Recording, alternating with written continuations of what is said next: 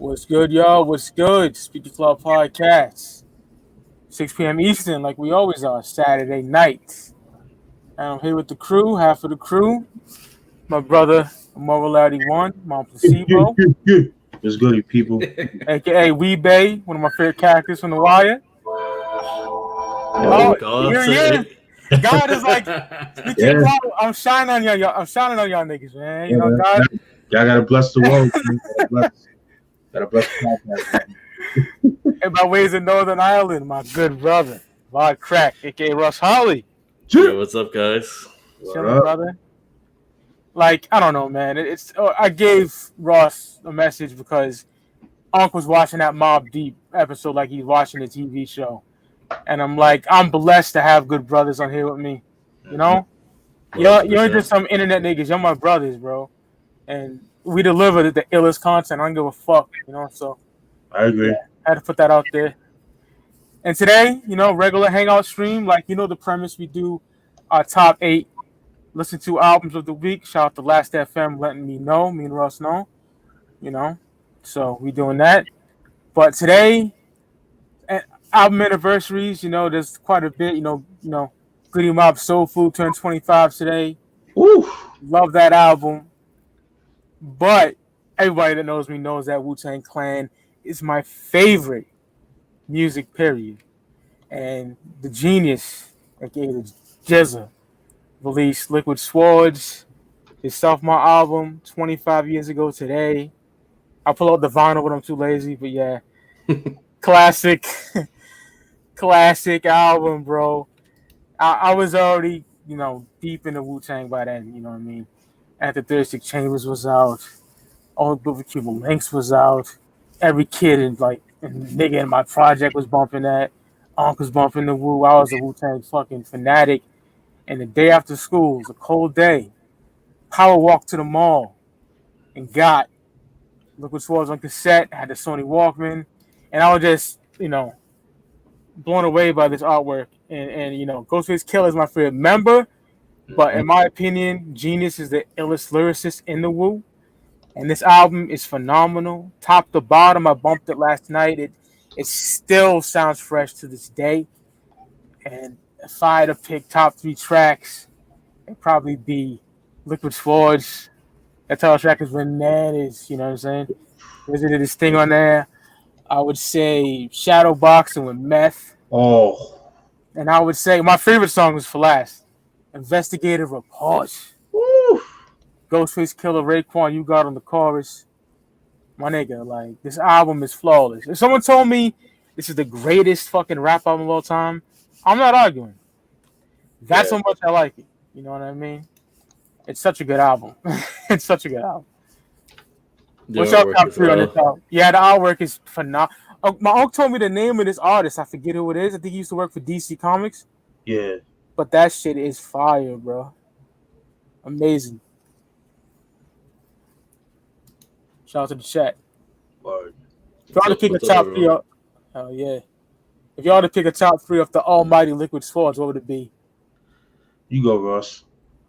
For me, Fourth Chamber is my favorite song. Oh my god.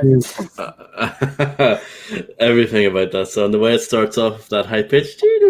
Oh man, I just love that. It's so good. Riz's verse on that is just bananas. I love that. Yeah, that's probably my favorite song on the entire record. I know it's technically not a Jizza song, but I have to give a shout out to Bible at the end. Oh, Killer Priest. Yeah, I love that. I think that's an incredible song. And fuck it, it's on the album, so I'm putting that in the top 3, And I'm gonna go with Labels. I love that song. Man. Tommy ain't my motherfucking boy. Yeah. I just love the way he was able to break that down and sort of name drop all the labels of that time period. I just thought that was very dope. It's one of the more not slept on, but one of the songs that people don't talk about as much on the album, but I love it. I think it's a great track. I agree. I slayed MCs back in the Rec Room era. My style broke motherfuckers' backs like Ken for Terror. Shadow Boxing, bro. Come on. Oh, yeah. Shadow Boxing. Fourth Chamber, that nigga Ghostface with the kid hold white shit like blacks hold ashy legs. That shit was hard. Yeah. And Killer Priest throw up sounds like a Crip. Yeah. Oh my god. They all killed it. And ironically, that Bible song is actually on Heavy Mental as well. I just bumped Heavy Mental over the weekend. If you can see, Oh, yeah, that was probably my classic right there, man. Absolutely. So ahead of his time. Whew. All right, so my top 3. Oh, are you done, Ross, with your top? Okay. My top 3. I'm gonna have to go with Living in the World Today for me. Love that joint. Love it. And I Got Your Back. Water. Those 3 songs for me, man, signifies that album. My personal opinion, man. Just like in the world today, that beat alone, the drum programming, that sample, whatever sample he sampled, goes hard, and the swordsman shit. Oh my, that's like that basement, like that Chinese water torture, like torture niggas in the basement type shit right there. Like that beat is just so sinister. And then I Got Your Back. I love I Got Your Back. It was off the Fresh soundtrack. Crazy. And the story with that, with the little boy in the video, he actually was doing bad shit. He was a bad nigga, and then he ended up doing like a couple years in jail and shit. Like, I think he shot at some nigga, or he killed some nigga, some shit like that. Oh. Yeah, so he actually lived that life. So he was like really those knuckleheads that you had to watch out for in the 90s and shit. Crazy. Yeah, that's what the praise Liquid Swords, you know. Yeah, I want to listen to it now. I haven't listened to it in a while. I bumped it yesterday, and it's like, yo, that's an album I can rap every word to as well. When it playing, like, I can rap the whole shit. Like, yeah, it's a motherfucking classic, bro. Like, yeah. No denying that at all. Great album. Oh yeah. Can't wait to get into this. Pulling up my playlist now so we can get into this. Word. Oh yeah. Where's Rick? He's in the chat. Is he? Yeah, he can allowed to come on, of course. But yeah. All hail fucking Jizza. Liquid Swords, masterpiece, man. So yeah, man, like you do every fucking Saturday when we're not doing a topic, going through our playlist of the week. I think it's the most dopest idea we ever had, other than doing album reviews and top 10 songs and whatnot. But I'll set it off. I've been listening to the newly released Busta Rhymes album, Extinction Level Event 2. Oof. My nigga, he's up there with The Game now and Raekwon for delivering amazing sequels to classic albums. Okay? Czar is crazy. Slow Flow, the ODB with the ODB sample, that's crazy. The Primo track, True Indeed. Oh man. And I know you said you're very critical on Primo nowadays. Oh, he delivered on that. Yeah. That's my issue with that song. Yeah, same. The Poison sample track, like he rhymed with the drums. You know what I mean? Yeah. Fire, bro. Like there's 3 songs. Well, now 2. I don't like the You with Anderson .Paak, Pac, and I don't like the Mariah Carey joint. Yeah. The Mary J. Blige song is fire, but the Mariah Carey joint I don't like. Give it to me. Give it to you. Yeah, just as gay as that. Yeah. Right. The Boss and the Don, I fucking like. Oh man. He's like, ass big like Mig the Stallion. That's fire. In the club, that shit would be fire. But this album's fucking fire. One of my favorites of 2020. And, Bus is one of my favorite rappers of all time. To me, he has 4 flawless albums. 1 solid, really good album with The Big Bang. And now a great album. I give it 4.5 mics, bro. I'm really fucking with this. It made me like, yo, he can do it. And he works so hard on this. You know what I mean? And it shows. So, yeah. Busta Rhymes, Extinction Level Event 2. A sequel to, like, Jesus. Arguably my favorite Busta album. It's kind of hard between The Coming, When Disaster Strikes, or that, Anarchy 2. It's hard, bro. But, yeah. Amazing album. Dope shit. Oh man. Oh. Do you want me to go next?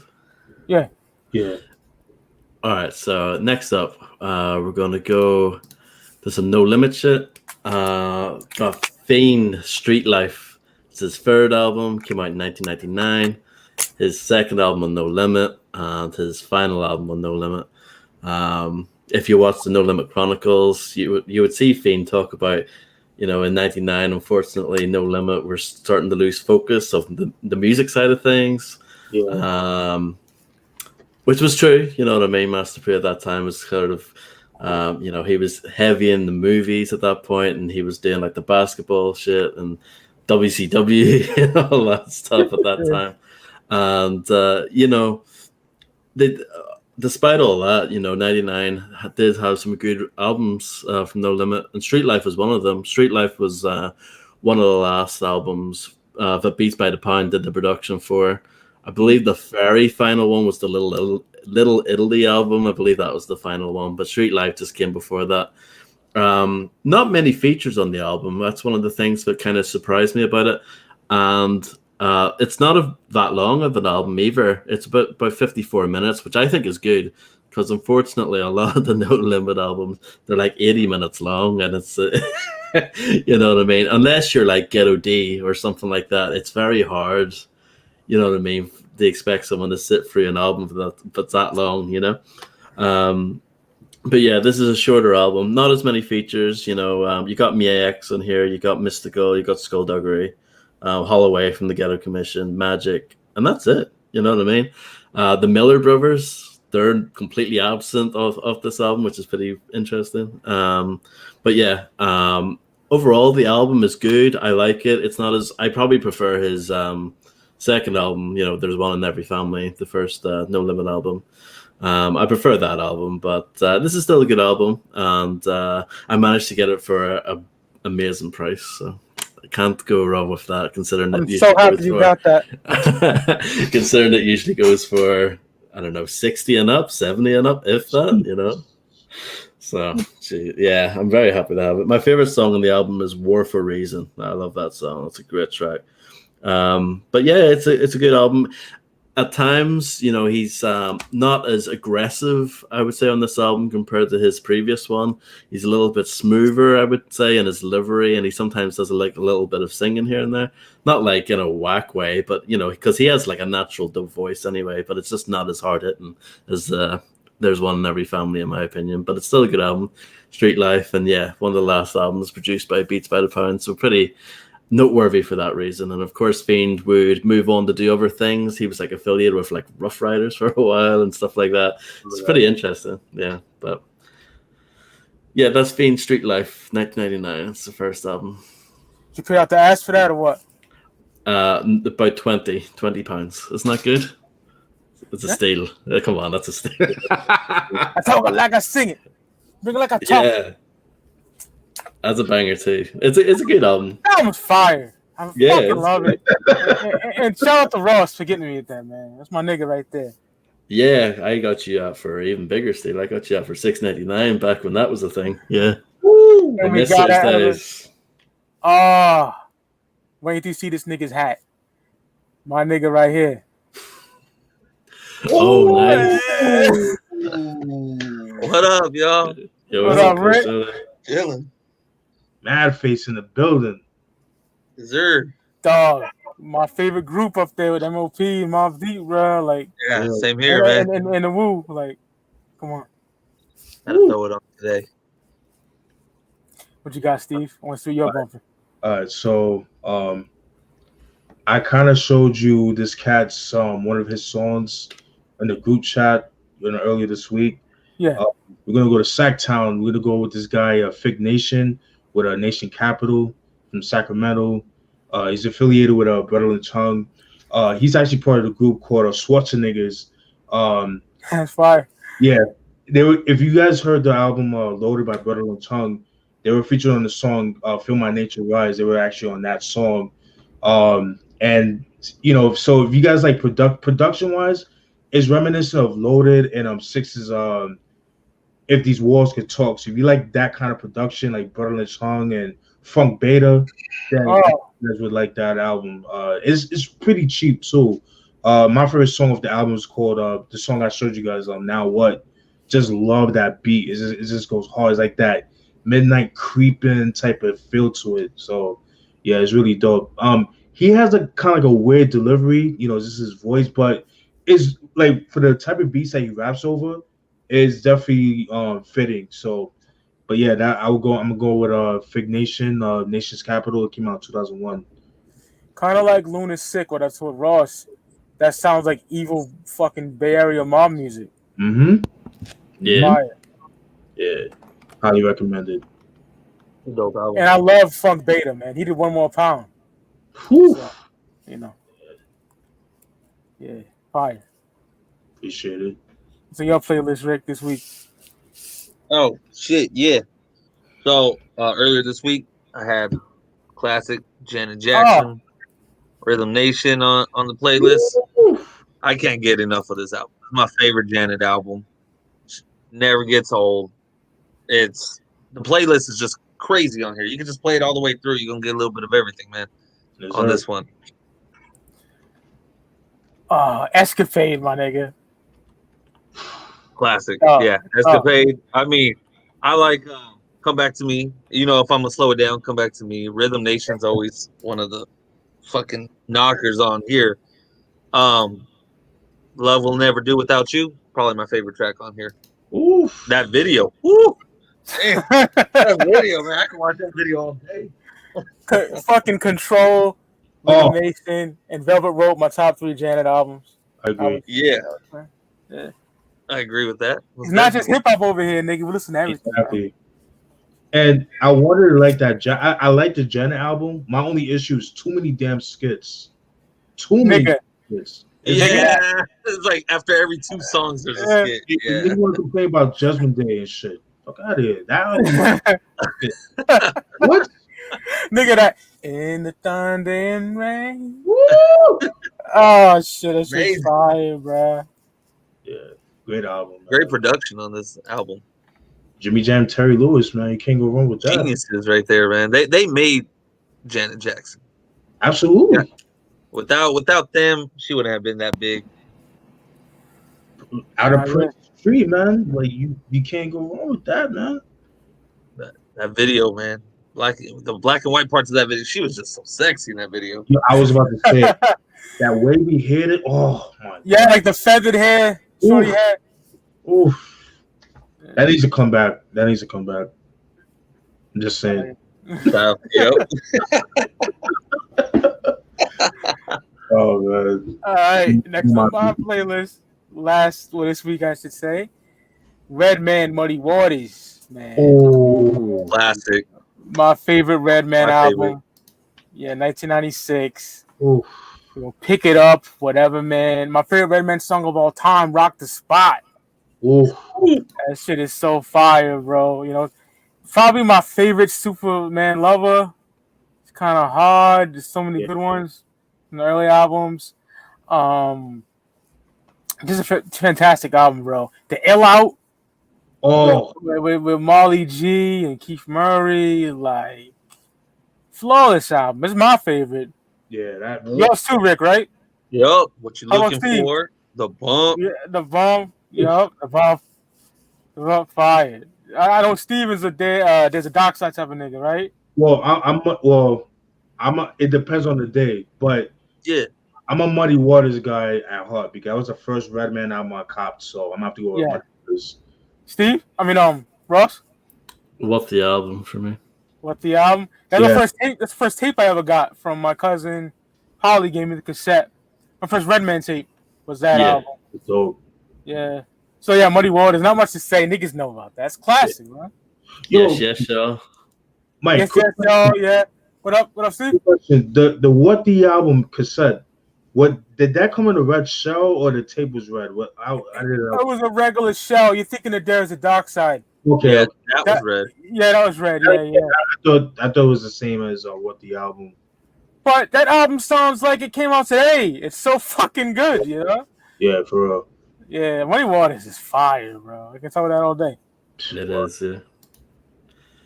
Next up, so I've been in an Alkaholiks mood recently. But I've bought their fourth album, the XO Experience from 2001, when they were called the Licks. Yeah, look at the faces. Everyone was excited at first. They were like, "Oh yeah, Alkaholiks, that's some fire shit." Like, womp, womp, womp. Yeah. So I bought the XO Experience from 2001. It was very cheap. And I was just kind of in the mood. I was like, yeah, I'll add this to the collection. Why not? I don't think it's a horrible album. It's not whack, but it's just so different. Like, the production's very different on it.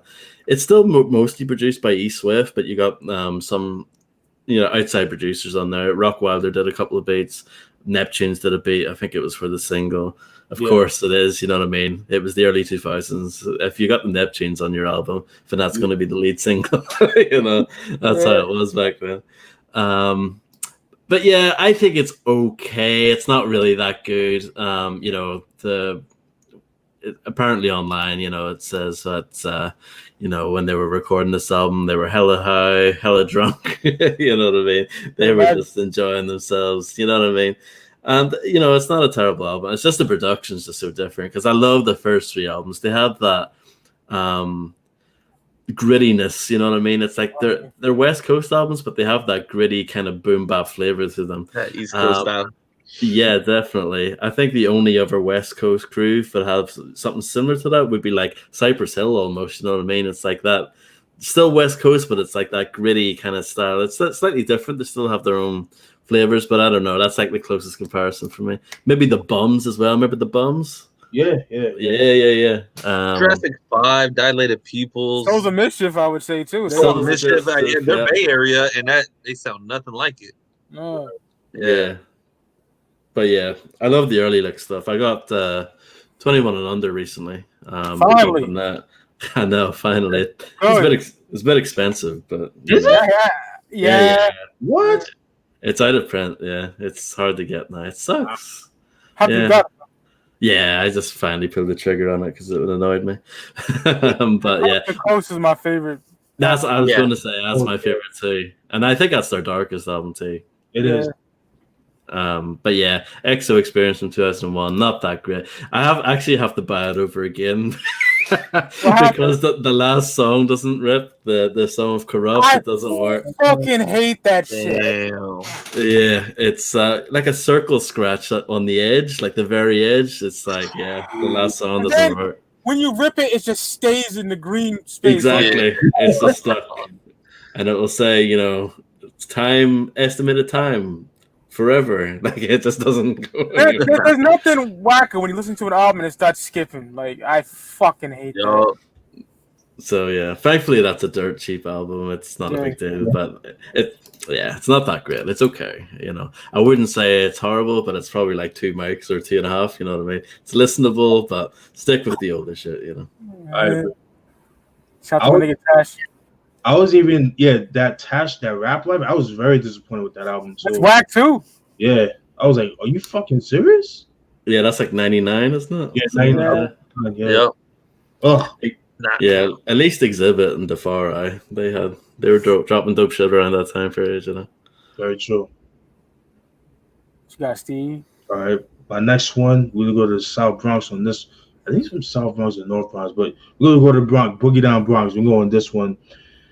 9 Lives by Nine, man. Oh yeah. Oh my god. Love this album. I know there's some people that prefer Clout 9, but 9 Lives for me is near and dear to my heart. Got a story with this album. So I downloaded it whatever years ago, Soul Seek, whatever. And then a couple years ago I went to FYE, not far from me, and I saw it for $19.99 used, and I picked it up with quickness, man. The best $22 I've ever spent in my life, man. I love it. Who won Test? Yeah, I love that. Yeah. Who won a Test? Red Rum, fucking Peel, Forever Blunted, Shit, Taraz. I love that. Rob Lewis, his production is just phenomenal. Like very original, very dope. And so I'm gonna show you guys. I'm gonna show it in a later CD collection video. But I ended up getting this. The You put me onto that. The Death of a Demo, which is pretty much the demo version of Nine Lives. Obviously it was recorded in '94. Same thing with the album, but songs that didn't make the album, yeah, fucking love this shit right here. So if you like Nine Lives, then you guys would definitely enjoy that. And also copped the Nine Commandments, which is pretty much like the demo version of Cloud 9. So like songs that didn't make the album. So if you like those two albums, then I think you guys would definitely enjoy those releases. But yeah, that's my number 2. Nine Lives, but Nine. That is an album. Yeah. I want to thank Ross so much for that. That's my brother. Oh, right? no problem. Yeah. Yeah, bro. Rick, if you don't know who Nine is, I think you would fucking love him. I'm gonna have to check that out. Grimy rock shit. What you want, Nine? Oh yeah, what you want is every nigga with a Pathfinder and making projects of bumping that with the page on the hip. Mm-hmm. Dog takes you back. And my name up in lights and I and if you've seen Copland, Rick, yeah, when Michael Rappaport's chasing the dude and he's like, "Stop!" and the nigga that goes, "No, that's not." Yeah. He's in the movie. Okay, yeah. Remember that movie? Grimy. I almost watched that movie yesterday, actually, and I ended up watching True Romance instead. True Romance is fucking classic. I almost watched it. My pick, my next pick, this artist. I know everybody praised his album last year. I wasn't too fond of it, but the album he dropped this year, though, that Alfredo, I had to throw this on the playlist. I haven't listened to it in the last maybe 3-4 weeks. So, fucking fire album, man. Alchemist fucking killed it. Freddie killed it. Freddie Gibbs and Alchemist. This shit was just amazing. It was fucked up though how I bought it off his site, and I guess it was like through a third-party site or whatnot, and fucking would not come in. They were like, "Oh, give it another 2 weeks. Give it another 2 weeks." Finally, I just give my fucking refund. I got it from Amazon. Yeah, I got a refund too. That's yeah. Yeah, they were garbage, man. They were garbage, but I had to order the album somehow, and I ended up getting it through Amazon. Frank Lucas with Benny, Babies and Fools with Conway. That Tyler the Creator's track, man. I love that shit, man. Yeah. I love that shit. Even the Rick Ross track is dope. God is Perfect. Fucking fire album. And it's short, but damn, it packs a lot of heat. Gibbs is that nigga, dog. That's one of my favorite rappers. He is. I've never been disappointed. I mean, I know everybody else loved it. I didn't care last year for his album, but all his other shit before that, I love Freddie Gibbs. I'm with you on that, Rick. Yeah, I know. God. Don't worry, Mike. I got your back. I liked it. Thank you. Flat Tummy Tea. That's my shit. Oh, I love Flat Tummy Tea. Tom Olive with Pusha. Come on. That was dope. Yeah. I'll give you that. Pamela, it was good. Yeah, shout out to my nigga Cody in the chat. He loves bandana. All right, now it's up to me. Man, No Limit. Let's go to Cain and Abel. Ooh, yeah. My brother's keeper, bro. Ooh. I was playing that in its entirety. Love that album. Cain and Abel, half black, half Puerto Rican brothers from the Bronx. Moved to New Orleans, got signed by No Limit and Master P. This is their best album, and one of the things I don't like about No Limit around this time, even though it's still dope, they were too much on Tupac's dick. They even covered the song "The Soldier's Story" on here, but it's fire, bro. You know what I mean? But yeah, this album is great, man. I've heard people clown that album too, and I can't fucking stand when they do that. This album is fucking fire. That is stupid. Time after time, the way they start off that, I love that song. Yeah, the whole album's fucking amazing. And it's crazy. I didn't even know they were from New York till you told me. Yeah, they are. Yeah, Puerto Rican. 98, right? Say it again. Is that from 98? 98. That No Limit's most successful and greatest year. 25 albums or something like that they dropped. Yeah. This is like when me and Rick did the top 10. It made my top 10. Yeah. I'm just pulling up the track list now. It's a must-have. Like, I know there's a shit ton of No Limit albums, but that's one of them you definitely need. This is like Max Shell Shock, See Murder Life, that just stands out in the pack. That green cornbread and cabbage with P and Farm Suspect, the Gangsta Fight Forever. Mm-hmm. About that combat, like this album is fire, bro. I love this album. It's long, but it's like fucking fire. 22, 23 tracks on that bitch. Yeah. all dope. Great album. Only thing I hate, I don't have the little lime green fucking inlay, but it's Yeah, all right. got I that don't one. have that either. Yeah. I didn't know they made a different version of it. Either that or the nigga that sold it to me just changed the case. Probably broke the fucking case. Probably Or broke something. it, yeah. That's what I think too. You know what people are like, you know? Yeah. Next up for me, won't spend too much time on this because we talk about him every week, but it's Ishan with Judgment Day Volume 1, Day, 1992, one half of his second album. I think it's the better half. I'm a Day guy. I think Day's the better record from the overnight, but Same. yeah, it's amazing album. Mama Was a Junkie should be recognized as like a, you know, like Brenda's Got a Baby or something. You know what I mean? That's it. Should. It's an amazing track. Yeah, everything about that song, the lyrics, the beat, how somber it is. You can picture that like with a video if it had one. It's an amazing song. Yeah, I just love that album. Acid, Fallen Angel. I mean, so many good songs in that. Losing My Religion. Losing My Religion, the final song on there. Bible studies ain't my body. Sank the preacher. Now my hands are all bloody. Daily gossip, religious philosophies. Nigga, please, I'm losing my religion. Yeah, what a way to end off the album as well. Acid. Yeah, Acid. Hit and Run, like, yeah, How I Plead the Homicide, everything on that album's fire. So yeah, Ishan, Judgment Day Volume 1, 1992. That's my next one. Oh yeah, Ross.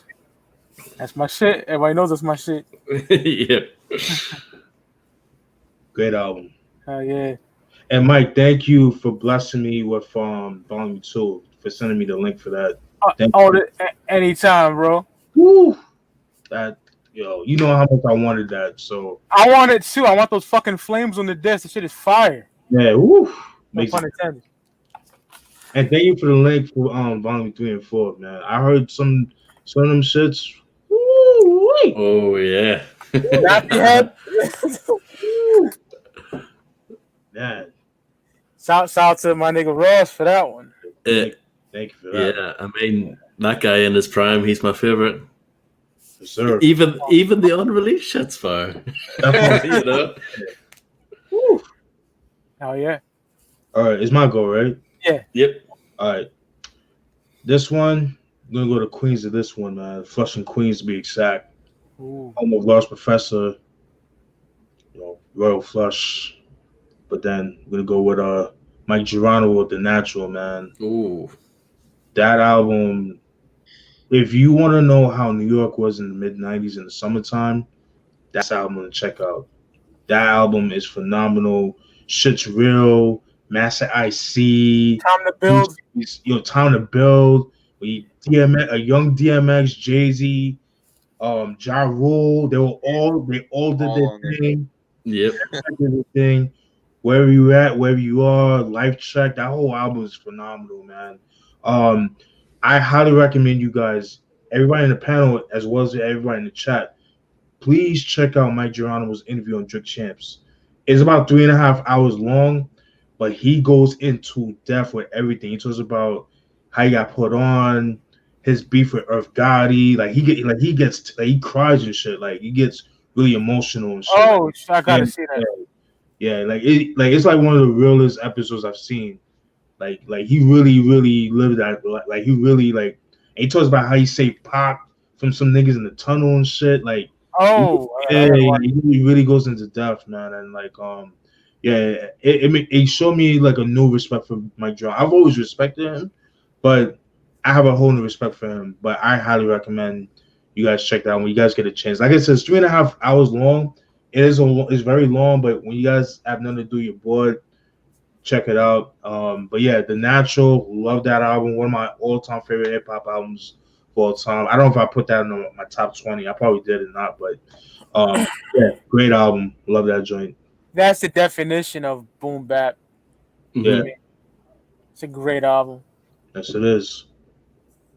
So, my next pick, taking it to 2002, State Property. Woo! It's like 3 days ago. And I mean, I love Chain Gang. I love Part 2 also. Yeah. I just hate the fact that we only got two albums. Yeah. Like, I really wish they would have done a lot more. Like, I really wish they would have stuck together like Dipset did and released a lot more. But after the Rockefeller breakup, they all chose sides and whatnot. But Sun Don't Shine, that's my shit on here. I love this album. Don't shine in the ghetto. Yeah. It only rains in the hood. Oceano, Freeway. I'm telling you, that whole track is fire. That mommy, do you want me? Yeah, you want me? Fucking fire. This whole album should have got more attention. And everybody, State Property, rock the mic. Rock the mic. That's all they fucking know. Right? That's all they know. Like, nah, man, Rock the Mic's not even the hottest song on here. What? No, Rock the Mic's great. I ain't clowning it. Yeah, this album has so much more. No. I agree. I didn't mean it that way. Like, yeah. The only thing that would have made it a little better if Petey was on it, but he wasn't because he was locked up. But that he's on Part 2 though. Part 2. Petey Crack. Part 2 is fire. Rockefeller should have jumped on him instead of Joel Santana and all that. Petey Crack was that next dude. He was. Yeah, his album was be called Nigga Rican. He was that next dude. He was. I always said Petey Crack would have blown up the next generation of Rockefeller. Yes, he would have. He would have blown them. The Mac goes ring. Oh, I love one for Petey Crack and two. I can fucking love that track. Nigga, it's the Rock. When I got those Rockefeller Air Force Ones, that was the first song that came to mind. Not even a Jay song. It was Petey Crack from the Dream Team album. Yeah. Oof. Dog, Petey Crack is one of my favorite rappers ever, bro. Seriously. Big fan of Petey. I fucking love that album, State Property. I prefer that over the second album. I like the second album, don't get me wrong, but that one is a little bit more gritty compared to the... It was, yeah. I prefer this one over second, but like Mike said, if Petey Crack was there, it would have been even crazier. The only reason why I like Chain Gang better than that one is because of him. Because of Petey? Yeah. He's so fucking dope. Can't hate on that. Yo, It's Not Right. It's not right. Ooh, that shit goes hard. Just blazing his fucking bag on that album. Fucking Got Nowhere. Kanye West in his bag. I got no way to go. That shit is fire. Yo, that whole album, son. That shit goes hard. I feel like listening to that right now. Oh yeah. I had it on 3 days ago, and I haven't put it back on the shelf. I have it out here. Yo, great pick, Greg. Yeah. Thank you, brother. Oof. Underrated. I agree. I love that album. Most definitely underrated. Now we're gonna go to the Wu. I think 1998 is one of the Wu's most powerful years. I'm going with Killer Priest with Heavy Mental. Okay. Ooh. I was bumping that. Yeah. Dog, from Mental Now. Oh, whatever. Oh my God. Fire. Trust My Heart. Oof. One Step. Dog. You think Jay Electronica is all this, knowledge spreading? No, Killer Priest is doing this tonight. Oh yeah. Thank you. You know what I mean? Thank you. Yeah, I put up the track list. I don't want to butcher anything, but yeah, this album is incredible. It's hard to say. I would say my favorite Wu-Tang affiliate album would probably be a lot of Dark Man Heist of the Century, but this is right up there. You know what I mean? A lot of gems on this album. Yeah. Mental Now, that's my favorite song on the album. Cross My Heart, like I already said. Killer Priest, Your Blood Spilling in the Streets. Bible's also on here too, like Russ said earlier. Masterpiece, 5 mic album for me. I agree. Worship this album. I remember going on a field trip, bumping this with like Moment of Truth back to back in the cassette deck. Heavy Mental is a masterpiece. And Wu-Tang is my favorite group of all time, favorite music period. So Killer Priest, 1998. Ghost Dog, doesn't he play that in there? Yeah, he plays now. Yeah. That was my introduction to Killer Priest. Mine's was the 6 Feet Deep record. Okay. Yeah. Sorry, Ross. Oh, no worries. Next up, it's an album that I have had in the past a controversial opinion on in the past. But true to my word, last week I said I'll listen to it. You guys know what I'm talking about, probably. I hope so. Busta Rhymes' third album, Extinction Level Event. Yeah, so in the past, just a bit of history.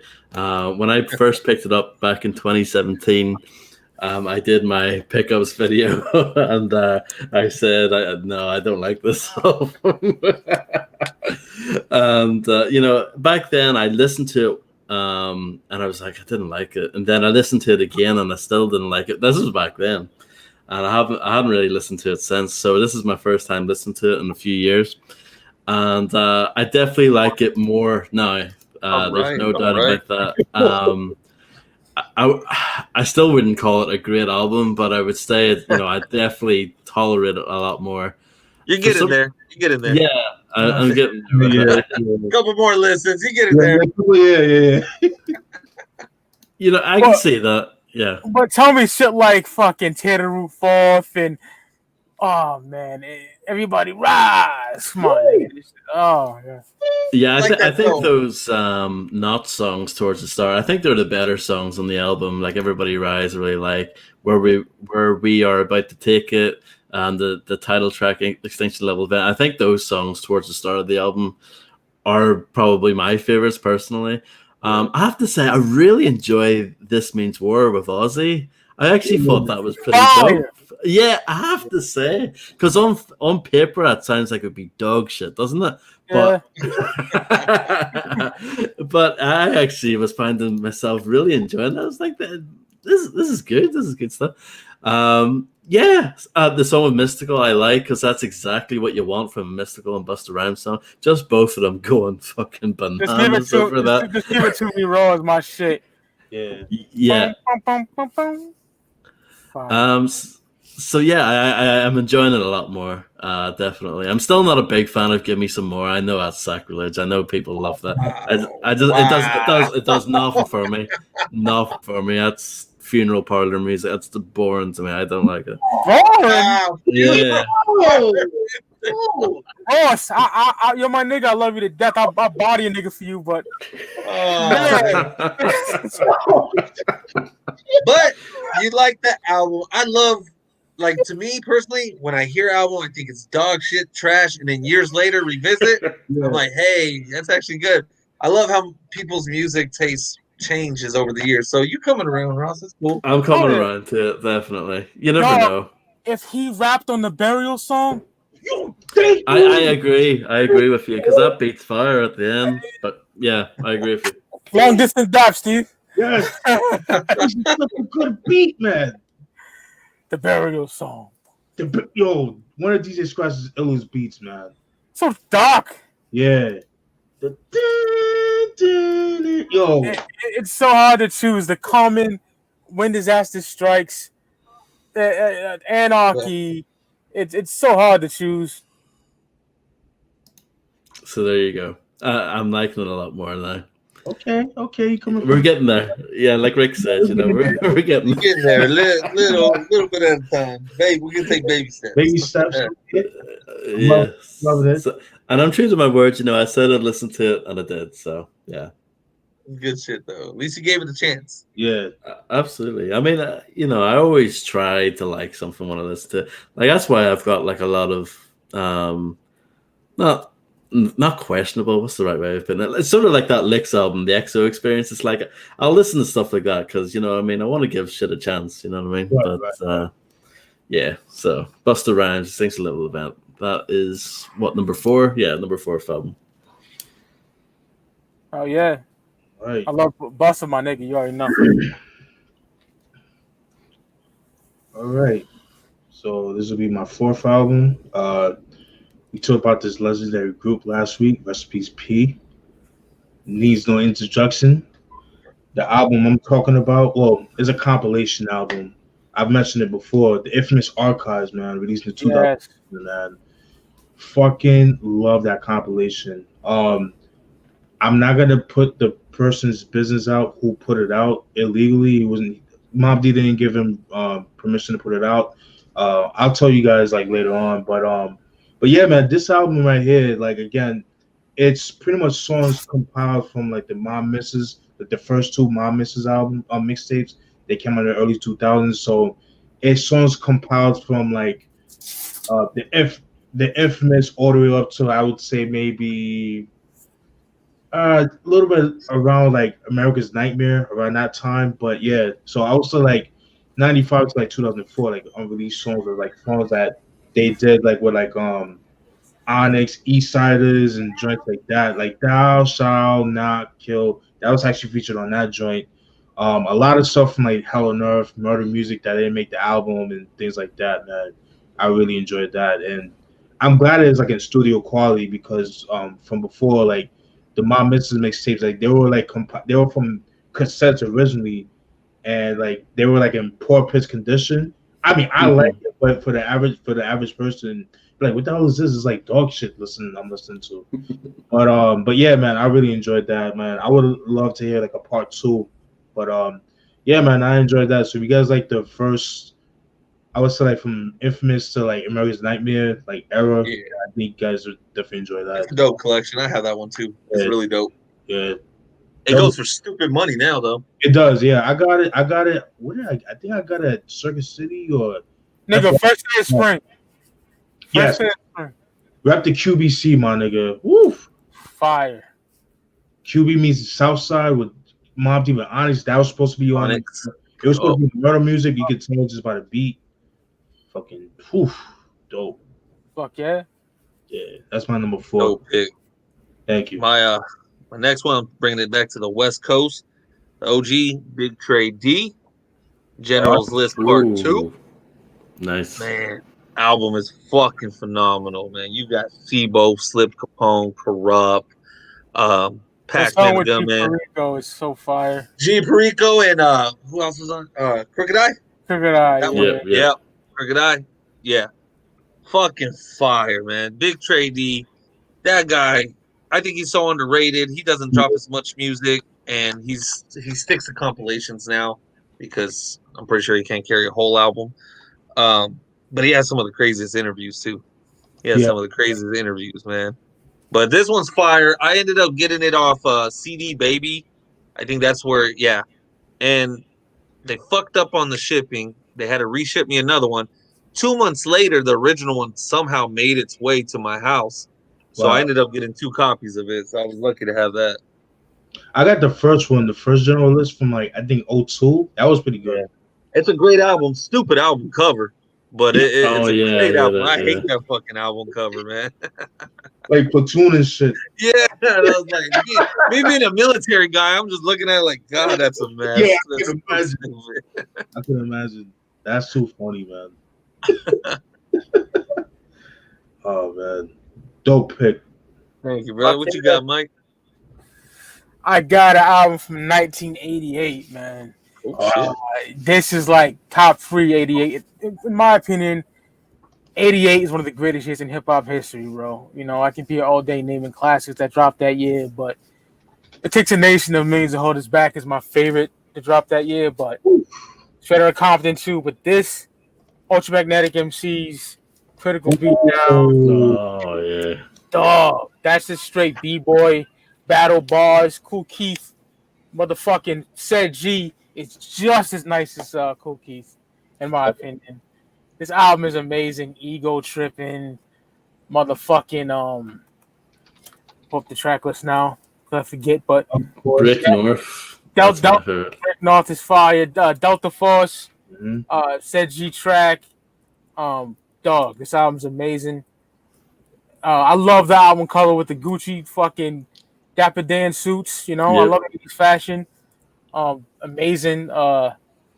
You know, this album was sampled a lot in hip hop and outside of hip hop from the Prodigy. Funky shit and all that. They sampled people's vocals a lot. He's Back is one of my favorites. Sampled on I think Taking in Blood if it was written. No, I made it like that. I want it like that.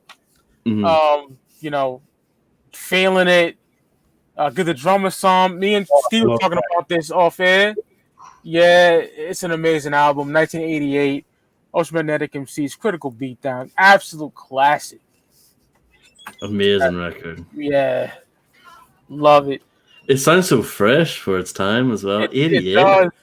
They could have came out in like 93 or something. That's how ahead of its time it was. You know, it was amazing. Yo, it's so good. Like, oh man, Definitely out of his time. one of the greatest albums of '88, hands down. Hands down. Yeah, incredible shit. And the fact that Seth G did the production for Criminal Minded is Yeah, Whew. another album that I worship from DDP. So next up, we're going to go to the West Coast representing Inglewood. We're going to go with All From The Eye with their second album, Uncut. It came out in 2001. So All From The Eye, they were affiliated with Mac 10 and West Side Connection. They were on Bow Down on the Who Bangin' remix, the version with all of them on it. And they dropped their first album in 98 on Priority Records, the self-titled record, which is amazing, by the way. Highly recommend it. And then they came back a few years later in 2001 and dropped this album, Uncut. And it's pretty interesting because the first song on the album is a little skit where they're doing an interview, and the interview guy asks them, "Is Mac 10 going to be on this album?" And they just go, "Nah, he didn't make it." And it's like, you can tell they definitely had a fall night there. Like something went wrong there if they're going to add that on their album. You know what I mean? It's like they're not talking shit about him, but the fact that they're mentioning the fact he's not on it, you know what I mean? It's like, oh, something went bad there, you know. And even at the end on the final track, it's called Just Me and My Dog. They do shout outs to everyone, you know, Ice Cube, Dub C, Comrades, Boo Capone, Technique, everyone. They was taking their shots. Yes, but they mentioned everyone apart from except Mac 10. Yeah. So I thought that was interesting. You know what I mean? Because it's one of those beefs. You know, no one talks about. So I don't know the story behind it, but I thought that was interesting. The album itself, it's so weird because the first 4 songs are fire. The rest of it isn't that good, unfortunately. It's one of those weird ones. It's like, oh. You know what I mean? It starts off so good. It starts off with a song called Recognize, which bangs. It's very reminiscent of something that would be on their first album. There's a really good song called Everybody featuring Badass. Rest in peace to Badass. Yeah. That's a banger too. And just the first 4 songs are really good. And the rest of the album just doesn't stack up. It's a real shame. So I wouldn't really recommend it. I recommend checking out the early tracks, but it's not that good of an album. And I never heard their third album, Larger Than Life or whatever it's called. It came out in 2005. I never heard it. I've heard it's pretty bad though from people. Who is this now? Because my audio fucked up for a minute. All From The Eye? Oh, classic. Yeah. Oh yeah, the first album is, yeah. Second album, not so much. Has some dope songs, but lost its way. So yeah, that's Uncut, All From The Eye from 2001. This album here, bro. I can't see you. You're like frozen on my screen. I'm frozen. Can you hear me? hear me? Yeah, you're frozen. I'll be back. No problem.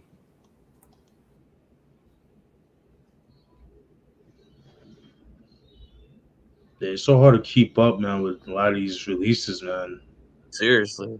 It's really hard. I don't even try. Too many. Just, yeah. Hard. How about now? Looking good. You good now? Yo. All From The Eye. I was trying to show you this.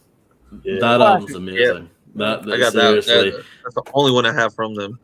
It's the only one probably worth having, but that album's amazing. Like, if you haven't heard it, that's one of the most slept on West Coast albums. Love that album. It's amazing. Does that go for a lot of money? Yeah, I think so. Some of the older Who Bangin' stuff does because it's all out of print. Right. Children of the Ghetto. Children of the Ghetto, Comrades, CJ Mac. Yeah, CJ Mac. Yeah. The only one I see often, like a lot, is the MC8 Section 8.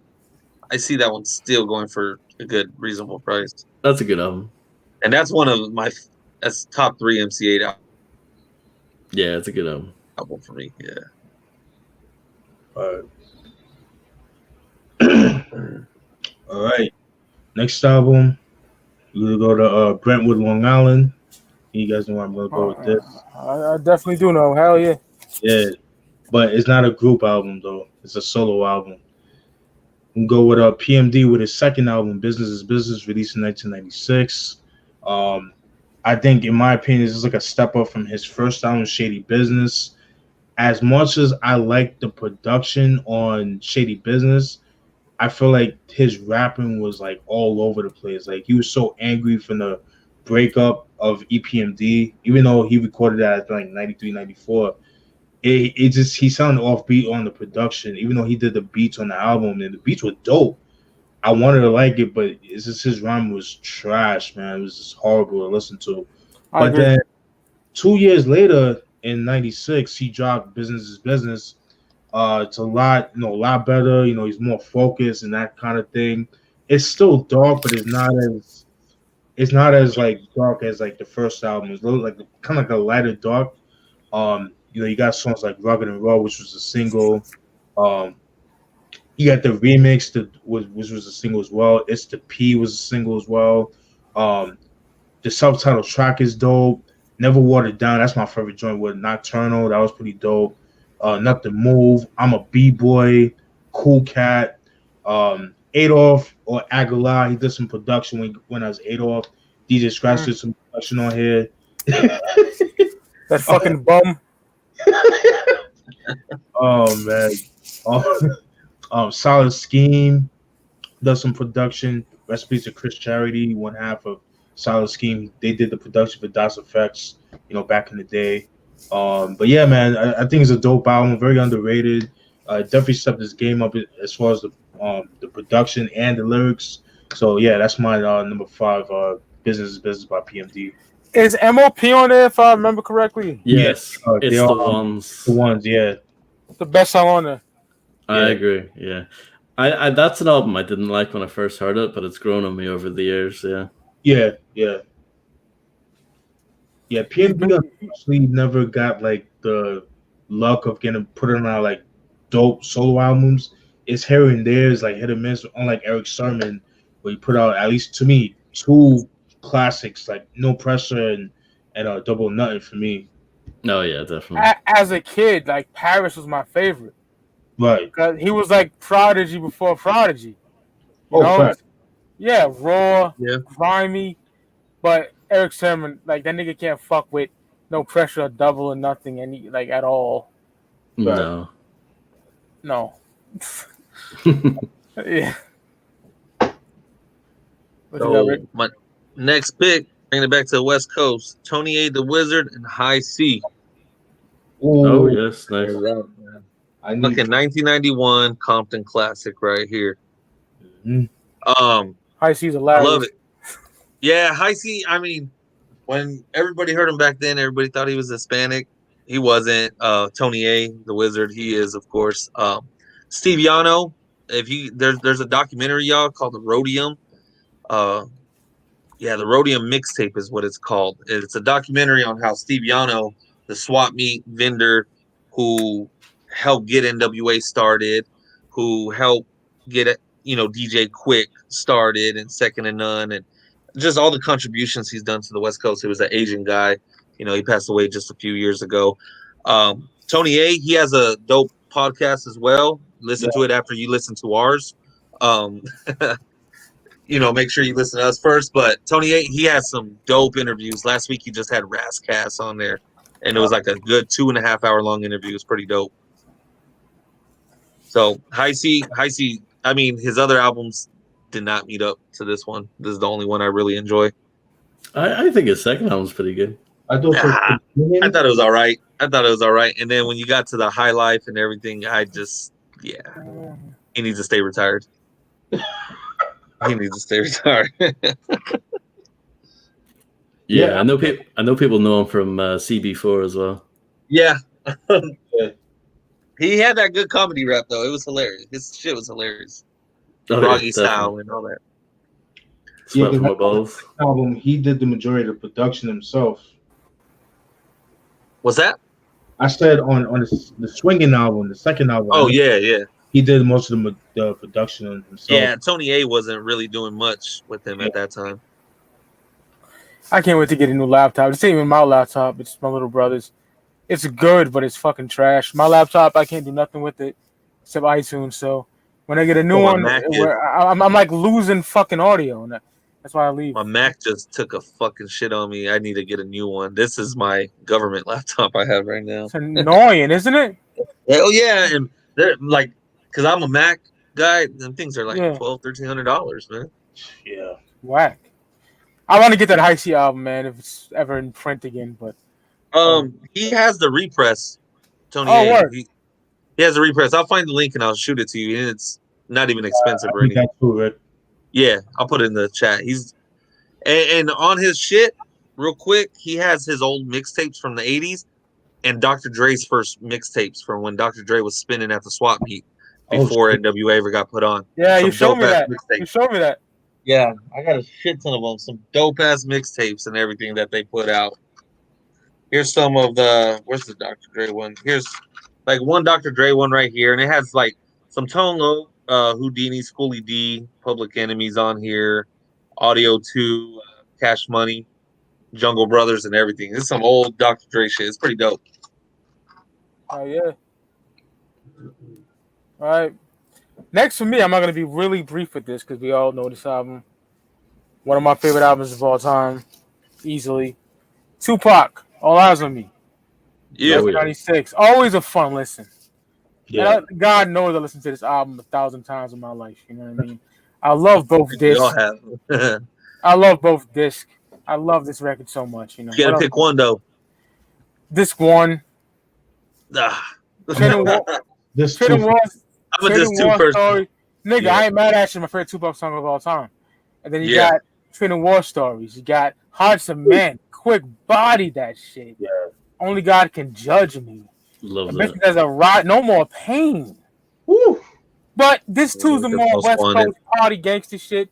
I like this too a lot. You know, Shorty want to be a thug.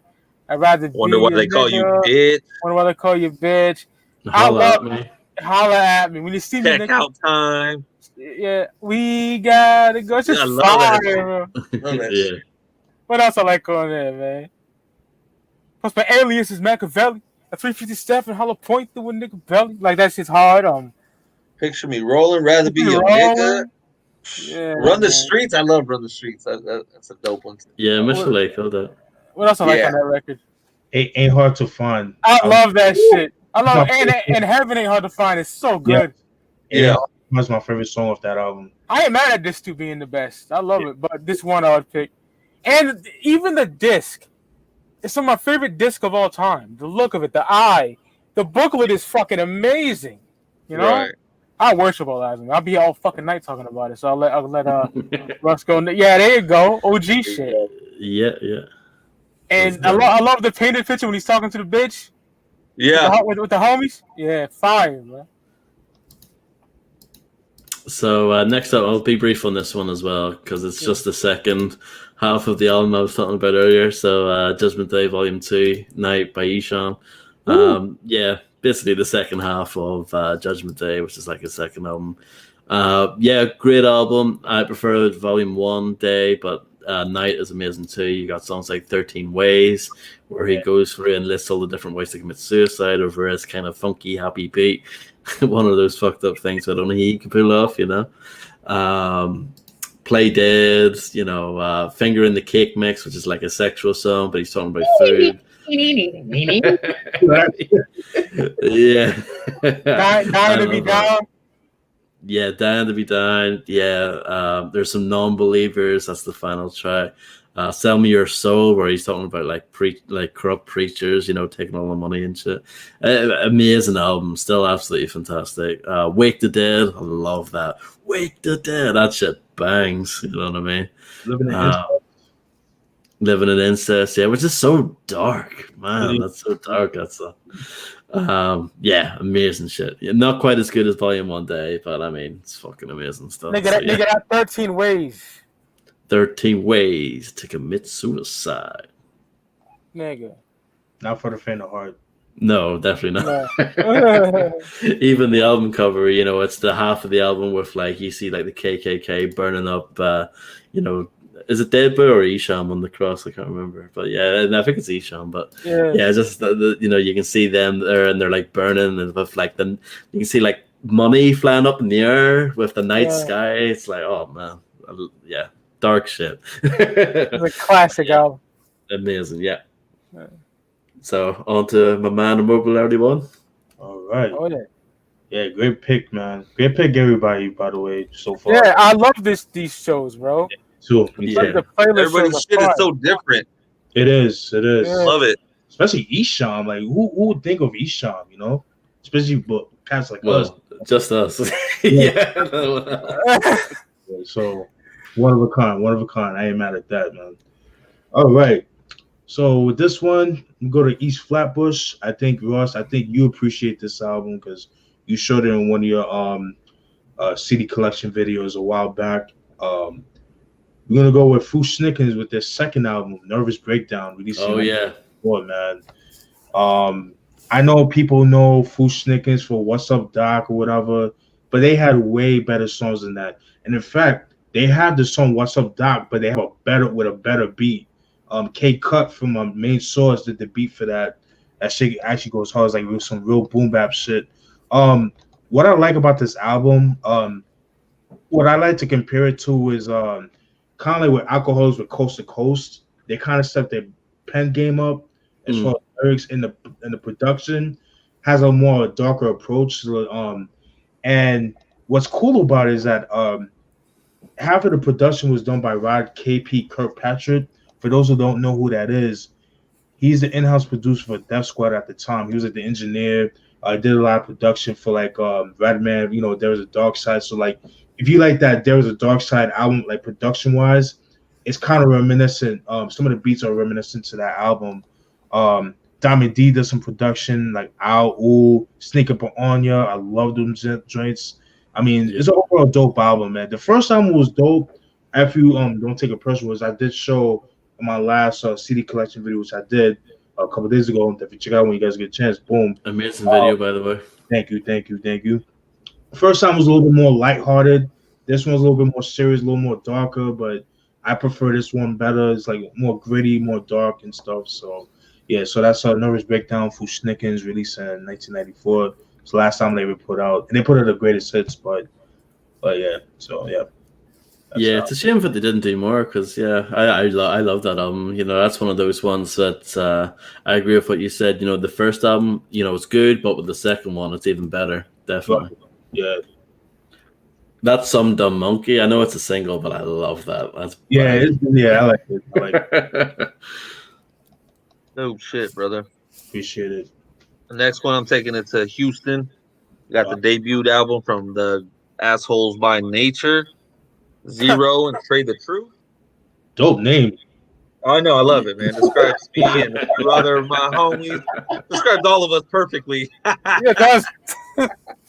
You know, This is they didn't do much work after this, man. But I mean, they were already known in Texas before this dropped, and they got together and came through and dropped the Asshole by Nature. It's fucking really dope album. Really dope album. Two of my favorite rappers from Houston, right there. Shout out to the homie, the Script Flip Network. I watch his content. He asked who had the new Prince box set. Haven't heard it all yet. It's right here. Oh. It's right here. It's fucking gorgeous. There you go. Rick got it too. There you go. Dog, the vault tracks are beautiful. It's great. This is great. This is kind of off topic, but I had to talk about this. Look at that. Look at all them CDs right there. Damn. It's gonna take me time to get through it. I can't get through it all yet. Look at the book. Jesus Christ. The greatest Prince album ever fucking made. You get the gist. I'll be all fucking. Sorry, y'all. Yeah, the homie mentioned I had a show, man. I had a show. But yeah, shit's amazing.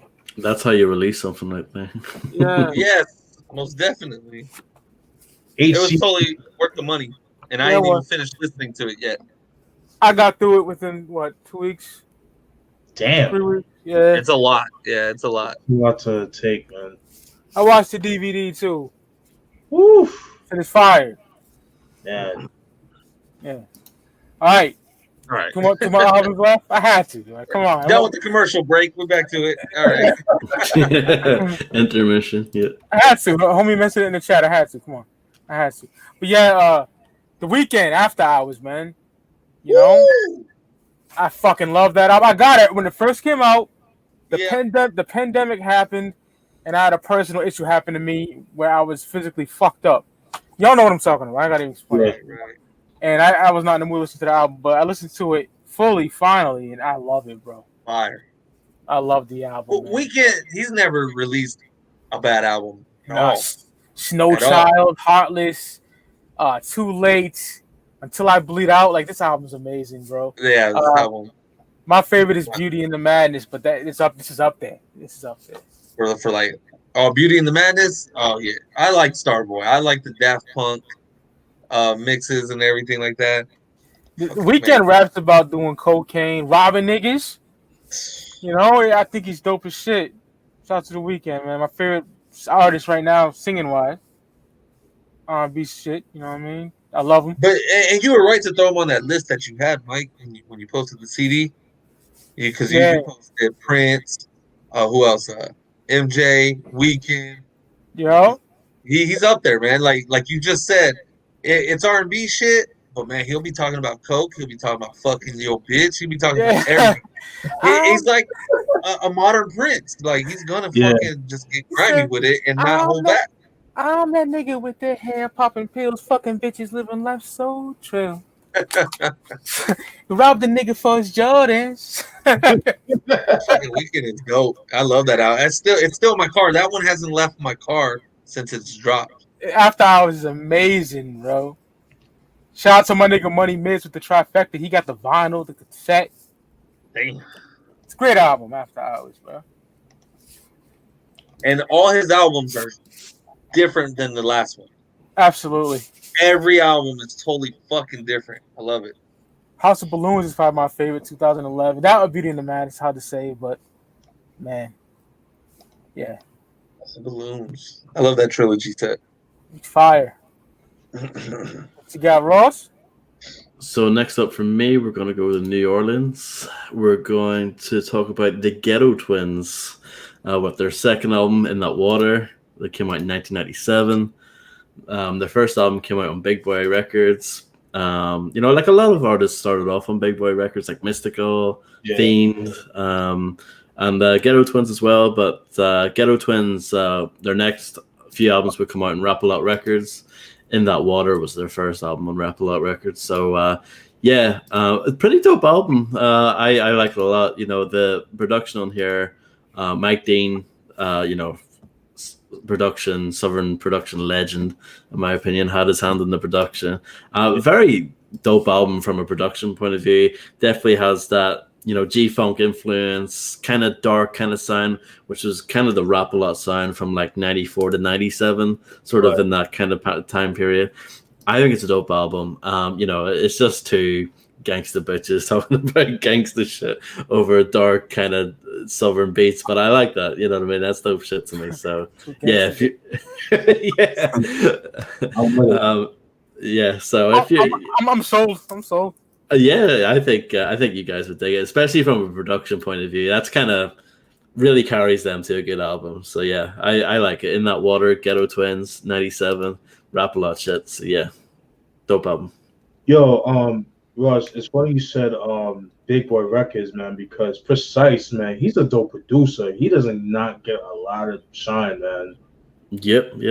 Like the shit he did for Mystical and Modern Mystical, that's my favorite Mystical album, by the way. Although I do love Unpredictable, Fabulous. Those albums are phenomenal. But it's something about the Modern Mystical for me. It's like so dirty, gritty. Like you can feel New Orleans. You can feel it. You know, oof. Love that album, man. Yeah, I'm looking at the Ghetto Twins right now. These bitches look like they got bullet holes and, you know, scars and all kind of. Yeah. You know, they're not talking about like they're not using their gender in a sexual way. You know what I mean? They're just gangster with it. You know, I like that. I love that. Yeah, shout out to Raw Digger and bitches like that. Yeah. Word. What you got, brother? One more album. Is it one more or two more? Two more for you. One more. Mike's on his last one after you. Okay, got you. All right. This next one, we all praise this group from the West Coast, but this one we're gonna focus on the producer. We can go with DJ Muggs, man, with Soul Assassins Chapter 1, man. Oh yeah. Yeah. Is that album is a classic. I don't care. I know that word's been used a lot, but this album deserves its flowers because first of all, the people, everybody that rapped on the songs, everybody did their thing. Everybody served their purpose. I mean, you got Third World with Resident Jizza. Dope video, by the way. Decisions, Goody Mob. Fucking Devil in a Blue Dress with Ladder. Dark Man. Oh my god. That should have been on the Heist of the Century. At least a bonus track. That should have been on there. Heavyweights with MC8. By the way, that Last Man Standing album by MC8 from 97. Yeah. Fire. Love that album. Move Ahead with KRS One. It Could Happen to You with Mobb Deep. My favorite song, Life is Tragic with Infamous Mob. Oh my god, that thing goes hard. New York Undercover, Call of the Wild. It's a shame that they never dropped an album. I think they had a falling out with DJ Muggs or some shit like that. The fucking John 3:16 Wife Clef, man. Oof. That should have been a single right there. And the Running Wild was Soul Assassin Music, which later on was used by Jizza on General Principles off the Grandmasters album, another underrated album as well. But yeah, overall, great album. I do have the second album, the Chapter 2, which was okay. I just feel like it was a little bit rushed.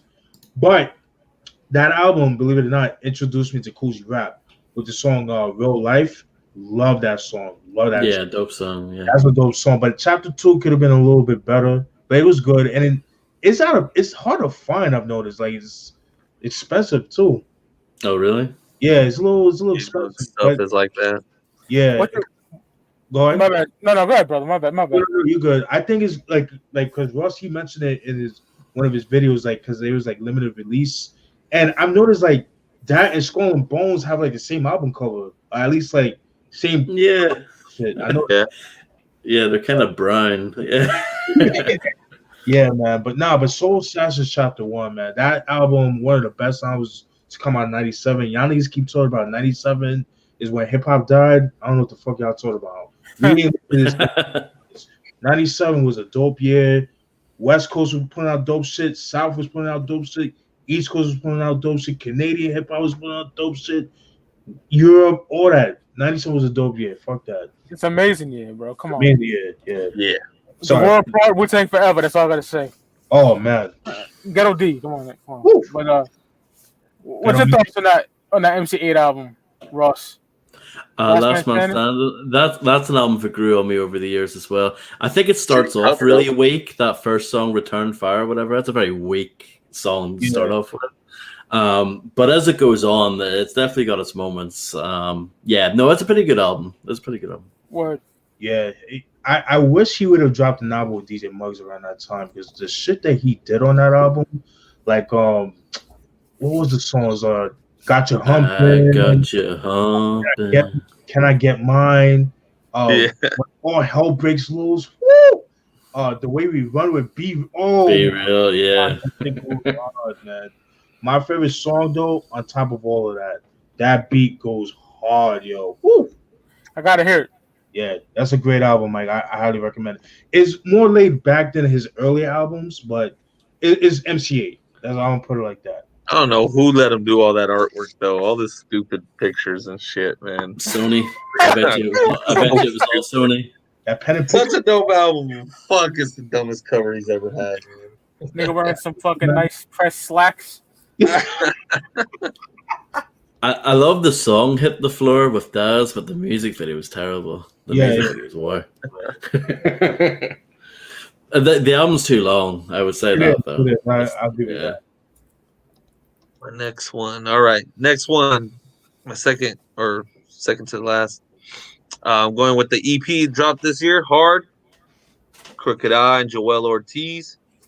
Fucking fire EP. Dog, those punchlines on there are stupid, bro. Fucking yes, fire EP. And then they both had their own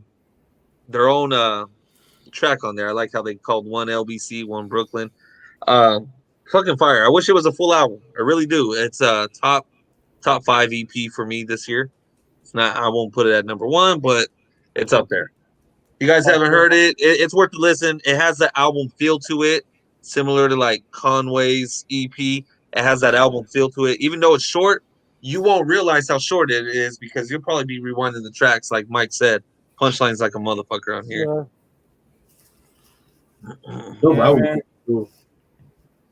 Yeah, man. Reagan let in that coke. Yo. For me, it's an album that I wanted physically. I had to get it. It's going for $100.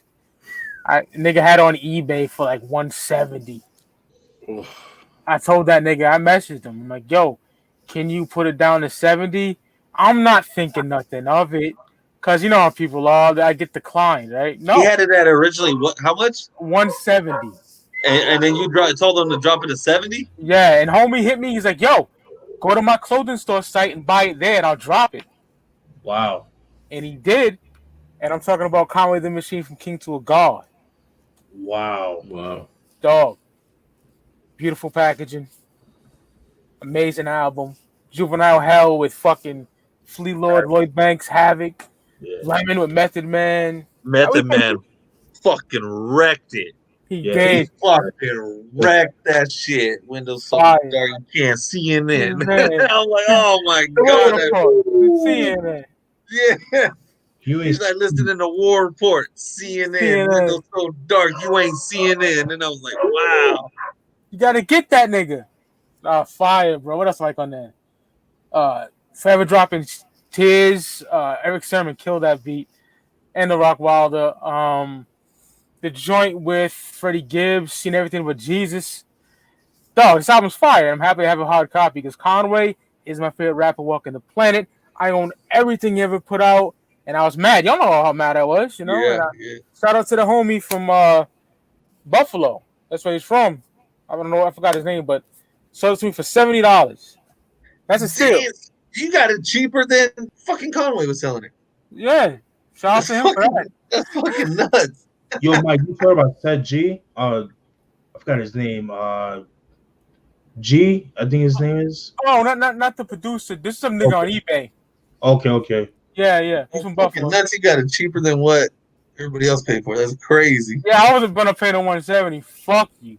So, yeah. Shout out to my nigga. Dope. Yeah, glad you got it though. Yeah. Hell yeah. So the last album for me, it's we're gonna go to 1993. It's this artist's fourth album, Cold Chillin' Records. Bit of a legend, the hip hop clown. You know who I'm talking about, Biz Markie with All Samples Cleared. Of course, that album. The title behind that, of course, is a result of what happened on his previous album, I Need a Haircut, with that sample that pretty much changed the entire hip-hop game, you know what I mean, after they came after him. And, at that point, all the record labels, they were shook by that. They were like, oh, shit, we actually have to properly license and get permission for our samples. Yeah. And I wouldn't say it's a great album. It's a decent album. You know what I mean? As far as Biz goes, I think his first two albums are the best. Going Off is his best album, I would say. But yeah, All Samples Clear. It's not a bad album. I like the first song. I'm the Biz Markie. It's pretty good. I'm an ugly nigga, so what? It's pretty entertaining. Couple of other decent songs on there. Hooker Got a Boyfriend, shit like that. But it's not a great album, you know what I mean? It's decent, it's okay, you know what I mean? But, glad to have it in the collection anyway. Like Biz Markie, he's a legend in the game and stuff like that. But not his best work, for me. I like his 80s stuff a bit more. Right. Young Girl Blues, man. Oof. Yeah, Young Girl Blues. Yeah, that's like track 3 on the record. Yeah. There's a song, I can't remember what it's called, but it's like, I can't remember. But yeah, there's some whack stuff on there. There's some not so great stuff on there. But yeah, no, it's not horrible. You know what I mean? And I never heard his fifth album, whatever it's called, Weekend Warrior, or whatever the fuck it's called. I got it. Nigga rocking a fucking Indian headdress and shit. Yeah, the album cover alone is enough to be like, no, I'm all right, I'm good. You know. I just have to have the collection, but I have all of his albums. But I do agree with you, Ross. I even liked his album before that. I Need a Haircut. I Need a Haircut. That was pretty dope. Yeah, it's not bad. Yeah, and I'm lucky to have the original version of that album. You know, before what's the song called? You know, with all the controversy. Alone Again. Yeah. I'm lucky to have a version of that album if it still has that song on it, because I know, you know, of course, after the lawsuit and all that, all the reissues after that, they had to take that off. So yeah, I got the 95 reissue for that one. Yeah, I have that because the album goes for a lot of money. Yeah, definitely. I love the album cover for that one, you know, the chainsaw in the barbershop, you know what I mean? That's pretty fly. But yeah, that's my final album, Biz Markie, All Samples Clear from 1993. Yo, great pick, man. Yo, thank you. Oh, yeah. All right. This last one, I think we all love and adore. And I'm pretty sure the chat does too, man. It's from 1997. It's not Wu-Tang Forever, so but it's in my opinion, I think it's in the same vein as it. I'm talking about Killer Army with Silent Weapons for Quiet Wars, man. That album is fucking phenomenal. Killer Sin is a top 10 MC of all time right there. Like big facts. Like Robert De Niro said in Bronx Tale, the saddest thing in life is wasted talent, and he's a prime example of that. Like, he just can't leave the streets alone, man. I mean, the first song, man, Dressed to Kill, dope way to start the album. It just lets you, like, it just sets the whole tone of the album. Burning Season, which was a Killer Sin solo track. Universal Soldier. Wake the fuck up. Renegades. Full Moon. Under Siege. Warface. Swinging Swords. Camouflage Ninjas. 5 stars where they sampled the Mash theme song. I mean, this whole album is fucking dope. I love it. Dirty Weaponry was good, but it wasn't as good as this album. Silent Weapons, that's their best album. I'm still trying to get this third album from 01, Love War, but that's out of print. It goes for a lot of money. But yeah, man. But Silent Weapons for Quiet Wars, dope title. Love the album cover. I mean, it's a great album. Love that album, man. Killer Sin, hold your head up. Free Killer Sin, man. Dope pick, brother. Appreciate it. My last one just celebrated its 13th anniversary. Going with Hove, American Gangster. Dope album. Nice. Fucking love it. It's like a movie in your fucking head when you're listening to it. So cinematic. 70s samples, all the. It's one of my favorite Jay-Z albums. I'll put it in my top 5. It's a great album.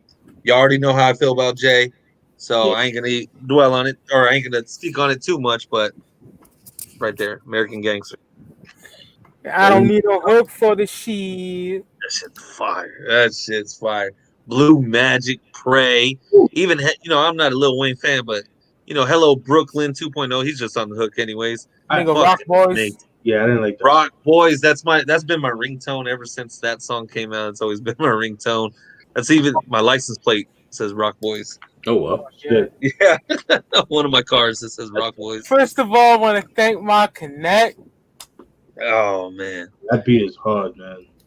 These niggas with bad aim pull you out the game. I love that shit. Even the I Know joint with that song is hot too. Yeah. I know that beat. Oof. He got Nas on there. Let that shit breathe. Yeah. My little brother Devin can rap that whole album. He loves that. That was amazing. Yeah.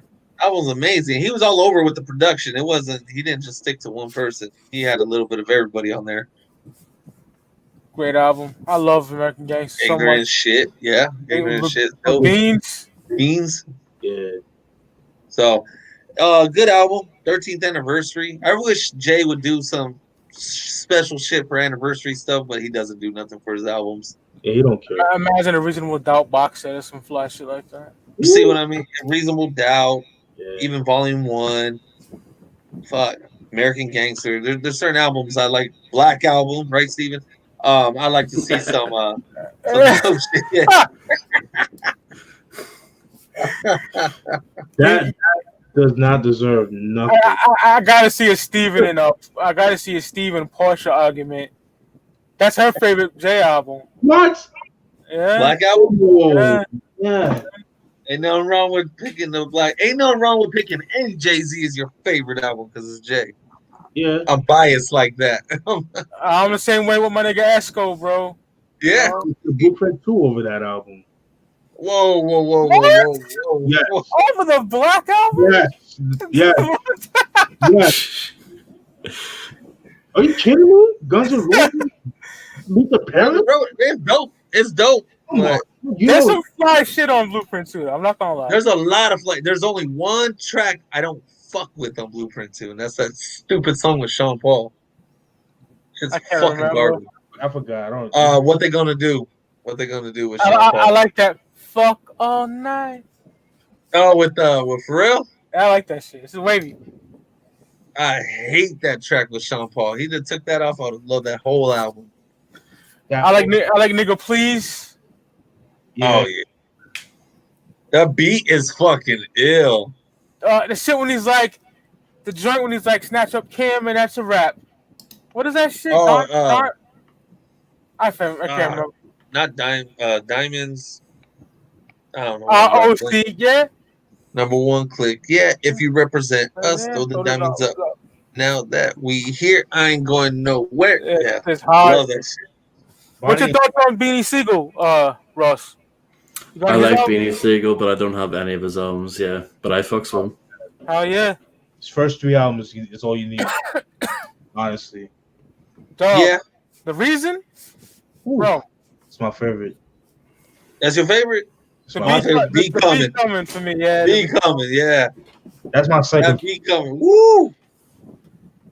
The production on Be Coming was kind of like American Gangster. It was some 70s soul stuff. It was smooth.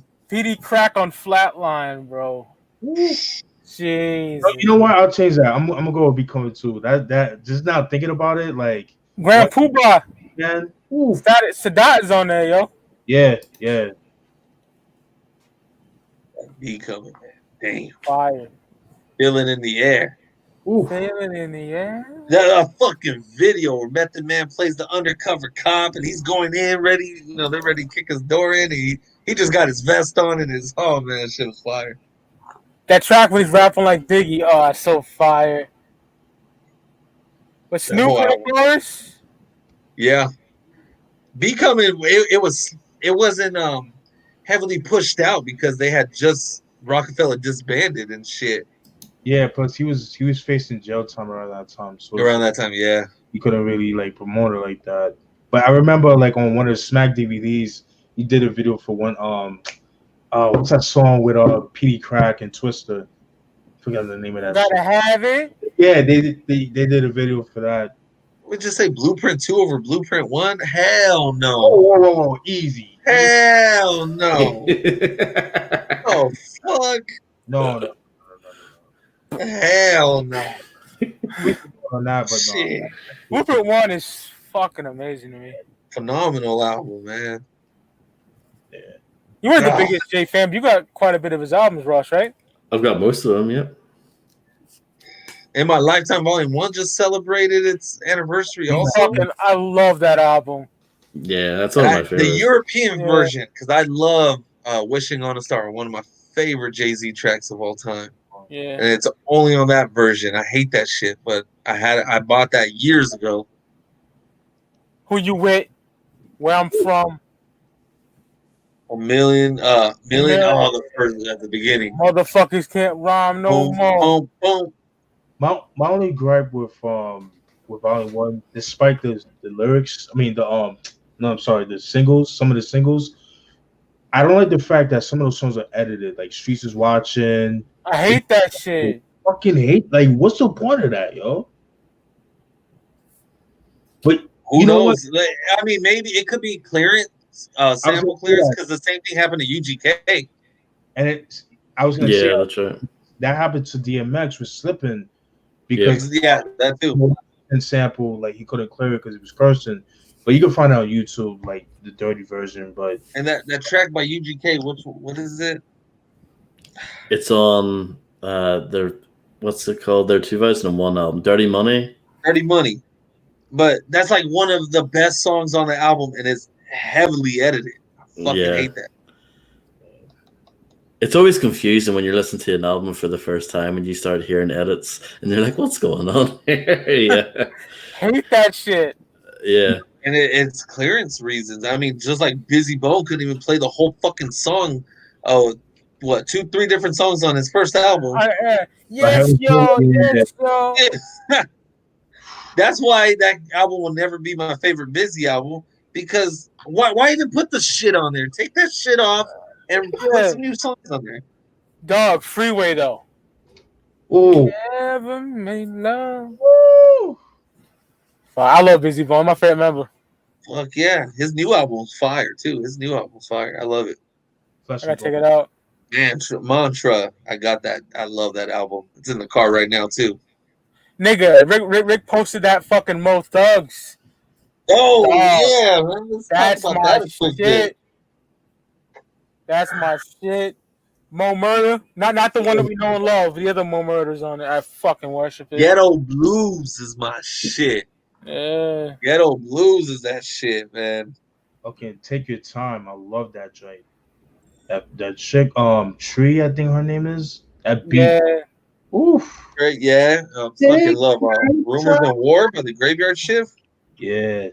This whole album is fucking fire. Part 2 was decent too, and then after that they went downhill. But Part 2, he's dissing RZA on that shit. Yeah. Crazy Bone, yeah. Yeah. He's like, got a speech impediment. Yeah. Because RZA was like, Bone Thugs is soft. He said he was dissing him. Yeah. And then Wishbone and Ghostface were whipping bottles at each other before. Oh. Yeah. And as a child, that would break my heart because I worship both of them. You know what I mean? Like, I got that Family Reunion album too. I got it. But go listen to it. Yeah. He's just a What's the name of the track? I'll have to help you find it. I'll tell you right now.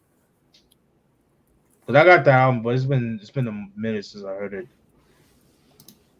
Somebody asked, any hip hop sequels better than the first? And somebody, Port of Miami 2? Nah, I like part 1 better than part 2. Yeah, I love Rose. Yeah, he's dope. I mean, I love them both, but any sequels better than the first one? I can't think of any. No. I don't know. I don't. Yeah. Yeah. I can't think of any either. Yeah, but that Mo Thugs, that's a classic, and it was more of a Lazy Bone and Crazy Bone thing, and I just love how they went and got all their local acts from their city, man, that they came up with, and they made sure they put them on when they was on. Right. Cuban Links 2 better than part 1? No. Who said that? No. The same person who said Blueprint 2 is better than part 1? God, no. Part 2 is amazing, but nah. Nah, man. I'm not gonna. It's not gonna happen. Yeah. I would like to get some of their albums like Poetic Hustlers and Soulja Boy, but those are hard to come by. I got Poetic Hustlers. That one I paid used at a FYE for I think I paid $27 for that shit. And I mean, it's a good album, but yeah, their shit goes for a lot of money. Mm-hmm. To me, there's only 3 super elite Bone Thugs albums, but they're fucking incredible and they never get old. They never get old. Name them. Which one? Creepin', E.L.E, Art of War, bro. Art of War? Yeah. Resurrection is good, but it's not. You know? I listened to Art of War a couple of weeks ago, and I was like, oh my God, it's so fucking good. Bone Thugs is up there. That's a top 5. That one of my favorite hip hop groups of all time. Absolutely. That's in the top 5, big time, man. I got Wu-Tang, I got Bone Thugs, Onyx. Who else would I throw up there? NWA. What's your Onyx album? My favorite Onyx? Oh, back the fuck up. No. All We Got Is Us for me. All We Got Is Us. Yeah, I would have to go with that. I like Trigonometry. I'm in the minority. I've seen people don't like that one. I love I Trigonometry heard too. one song. I think it was called Gun Clap Music. I was like, what the fuck is this? But All We Got Is Us, definitely. Shut him down, my nigga. Come on, bro. Shit's fire. Shut Him Down low key is underrated. Yeah, it is. Nigga, Pun's verse on fucking Shut Him Down remix. Yeah. Wake the Fuck Up. I love that. The first one they did with Snow Goons. Oh my god, that shit is fire. And when I ordered it, it's crazy. I ordered it off Amazon, and it came signed by Snow Goons. And I guess when they ship their fucking CDs to Amazon, they signed only so many of them. So it was like randomized. It was fucking crazy. It was dope. This is random, but I was thinking about this afternoon. I'm in the mood to bump Terror Squad, the first album, for some reason. Hell yeah. I'm going to throw that on later, tomorrow or something. I was playing some Fat Joe like 2 days ago also. You had that album, Ross? The first Terror Squad album from 99? No, still haven't got around to it. Oh, Ross. You would like it. You would like it. Yeah. If you like Capital Punishment and Don Cartagena, then I think you would like You'll like that, yeah. To me, all them TS niggas is nice. All of them. Yeah. Armageddon, Triple Sace, Prospect, Cuban Link, Prospect, yep. Yo, speaking of Terror Squad, man, I was listening to this song called M.O.B. Men of Business. Men of Business. Nick's first album, 24 Karat. Oh my god, that album. That album was dope. I mean, we all got the bootlegs, but fuck, man, they should have released that album. Fucking even his commercial shit, Still Telling Lies to Me. Shout out to my nigga Jose. He gave me that CD, burned copy, and I was like, "Why the fuck does it come out in Atlantic like it's supposed to?" 24K, man. Dope title. Got Nori on there. Yeah, MOP. He had everybody up on that thing. Yeah, and I mean, I wonder who owns the rights to that album. And it's good sound quality. It's listenable. It's not like Sugar the Gambler's album, unfortunately. Right. I wonder if Joey Crack still owns that shit. He probably do. Stop trolling. These niggas just trolling now, dog. What are they saying? Dogfather way more than Doggy Style. Like, I've actually heard people say that. I've heard people say that Dogfather's their favorite. And I love Dogfather, dog. Hey, I do too. It ain't no Doggy Style. Nah. I got Dogfather though. I got no appreciation for Dogfather. I fucking love it. You say you got no appreciation for it? No, I got a new. Oh, I was like, before I didn't like that album. Like I didn't like it either. I like it either as a teenager or whatever. Oh yeah, teenager. I hated that shit, man. But just based on what he was going through at the time, and then he was broke at that time. Like he wasn't really making any money, and he was spending on lawyer fees for that murder charge. Yeah, but other than that, man, it's a dope album. Like Gold Rush and Blueberries and Vapors and whatever. 2001.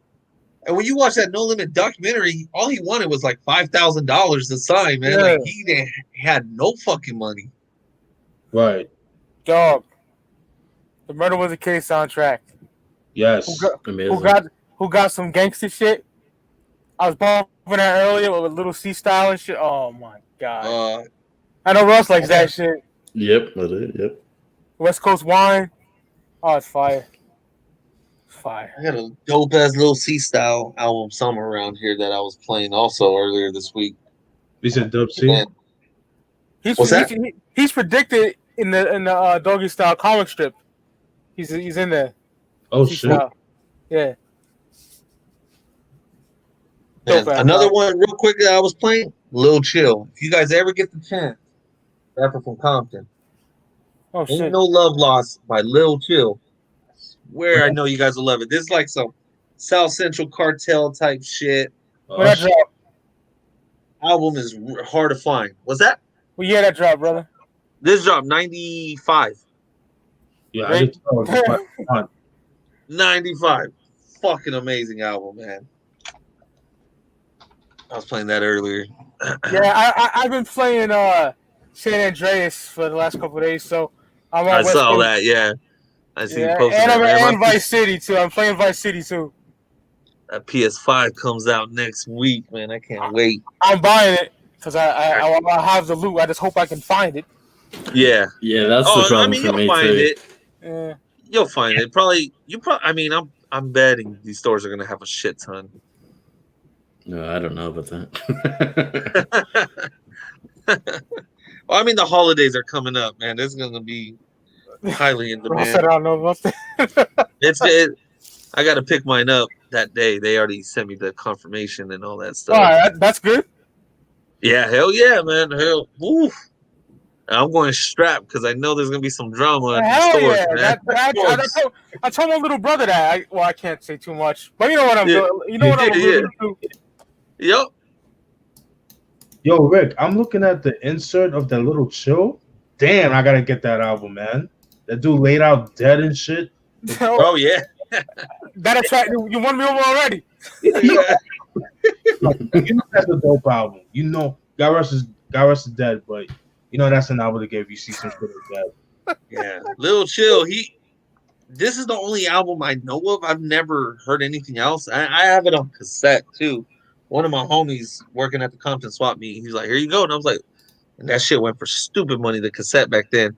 The CD, I don't know how much it goes for. I've seen it for cheap. Yeah, it's very expensive on Discogs. Yeah. Oh, is it really? Yeah. $40, man. I might have a homie that has some more. I'll hit him up because Amazon, an amazing $76. damn, that's crazy. $4 cheaper from the Conway.